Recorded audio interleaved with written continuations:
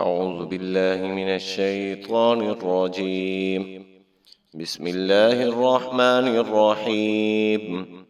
تبارك الذي بيده الملك وهو على كل شيء قدير، الذي خلق الموت والحياة ليبلوكم أيكم أحسن عملا وهو العزيز الغفور، الذي خلق 7 سماوات طباقا ما ترى في خلق الرحمن من تفاوت فارجع البصر هل ترى من فطور ثم ارجع البصر كرتين ينقلب إليك البصر خاسئا وهو حسير. ولقد زينا السماء الدنيا بمصابيح وجعلناها رجوما للشياطين وأعتدنا لهم عذاب السعير. وللذين كفروا بربهم عذاب جهنم وبئس المصير. إذا ألقوا فيها سمعوا لها شهيقا وهي تفور تكاد تميز من الغيظ كلما ألقي فيها فوج سألهم خزنتها ألم يأتكم نذير قالوا بلى قد جاءنا نذير فكذبنا وقلنا ما نزل الله من شيء إن أنتم إلا في ضلال كبير. وقالوا لو كنا نسمع أو نعقل ما كنا في أصحاب السعير. فاعترفوا بذنبهم فسحقا لأصحاب السعير. إن الذين يخشون ربهم بالغيب لهم مغفرة وأجر كبير. وأسروا قولكم أو اجهروا به إنه عليم بذات الصدور. ألا يعلم من خلق وهو اللطيف الخبير.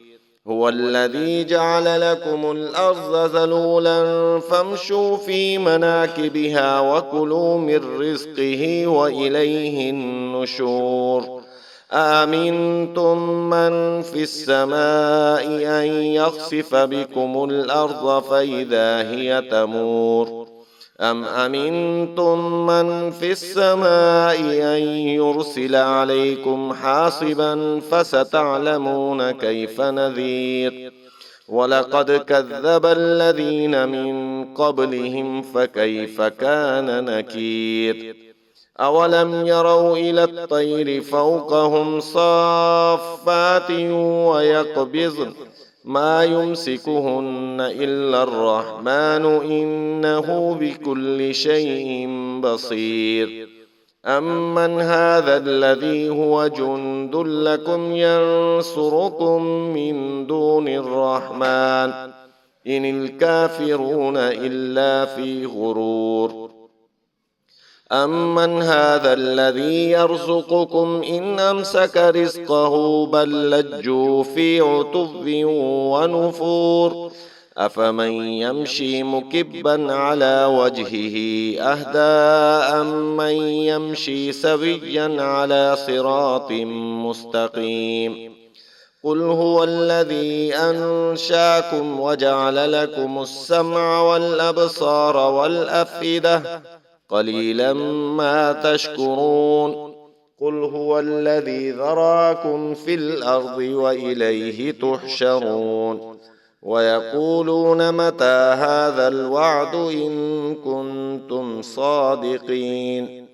قل إنما العلم عند الله وإنما أنا نذير مبين.